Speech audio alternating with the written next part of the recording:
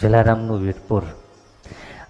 જલારામ બાપાનો ઇતિહાસ સ્વામિનારાયણ ભગવાનના સંત ગુણાતીતાનંદ સ્વામીને જોડાયેલો છે. જલારામ બાપા જુનાગઢમાં સ્વામિનારાયણ મંદિરમાં ઘણું રહ્યા અને ઘણી સેવા કરી. સ્વામીએ બહુ હેત.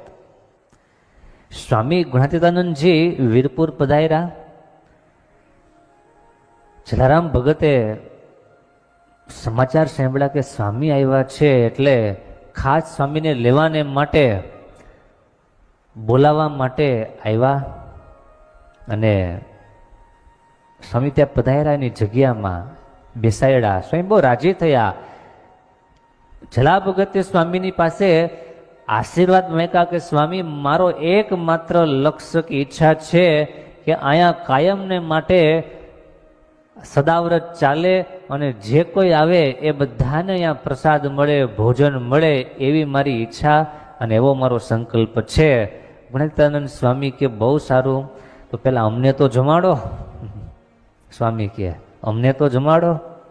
જલા ભગત બહુ રાજી થઈ ગયા અને બાપાએ સ્વામીને બાટી અને દાળ જમાડ્યા. આપણે કે દાળ બાટી. આપણી દાળ બાટીમાં ને એ દાળ બાટીમાં ફરક. હવે આપણી દાળ બાટી ફેન્સી થઈ ગઈ. એમાં જાત જાતની ડાળું પડે, એનો સરસ વઘાર પડે, બાટી પણ સરસ બિસ્કિટ જેવી બનાવવા માંડ્યા. એ વખતે દાળ બાટી બહુ સામાન્ય ખાણું કહેવાતું. દાળ બાટી સ્વામીને જમાડ્યા.